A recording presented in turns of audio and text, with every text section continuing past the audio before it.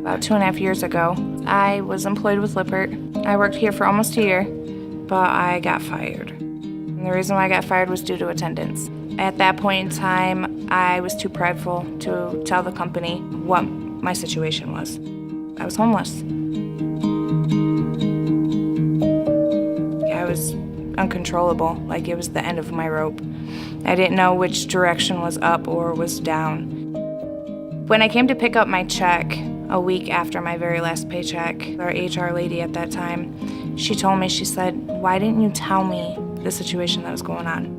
So I told her, I was homeless. That's why I missed a lot of work. And she said, if you would have came to me, we had programs at the time, we could have helped you.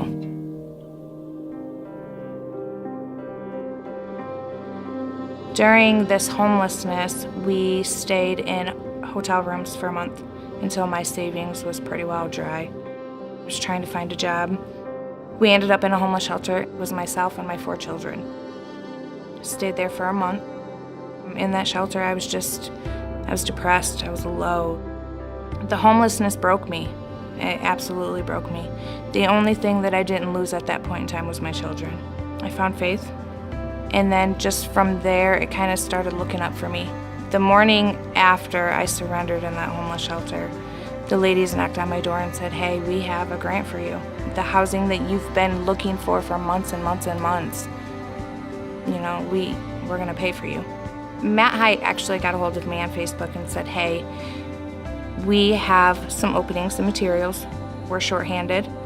He said, "We know that we don't have to train you, so why don't you try putting your application back in here and see if you can get in here?" And I'm like, "No, I got fired for attendance.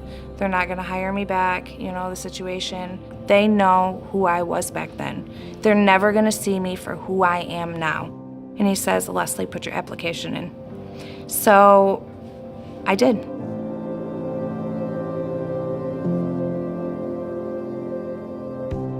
I burned a lot of bridges when I was here before. I was a horrible person. Nobody wanted me to come back. There was even bosses saying, "Do not put her under my leadership." And the interview process was where it started. She asked me why I should be hired, and I told her why. I told her, the situation that I went through, and she told me that she would give me a shot.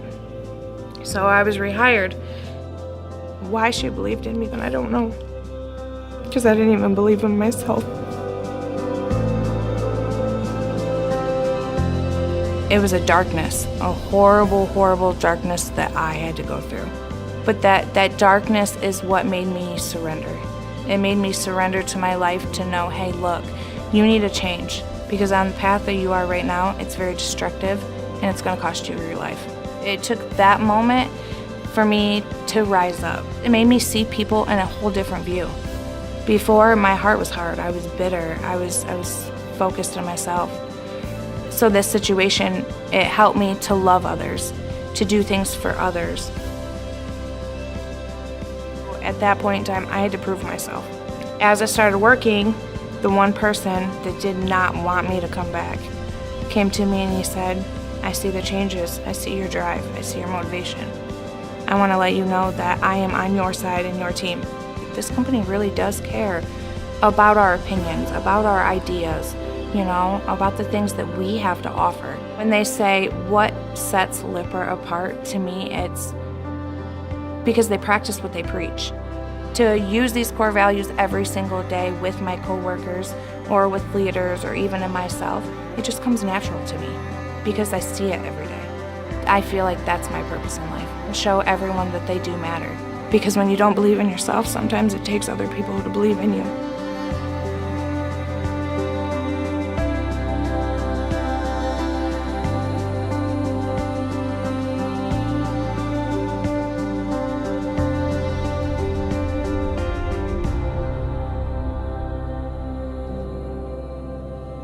Talking to Bob, he said, that woman that was at the furniture plant that I took the tour of, and she talked about the homeless story, and you know, how deep her struggle was. And I said, yeah. He goes, I want to donate to help you through some of the hardships you've gone through. I have the check, and I just want to tell you thanks for your story.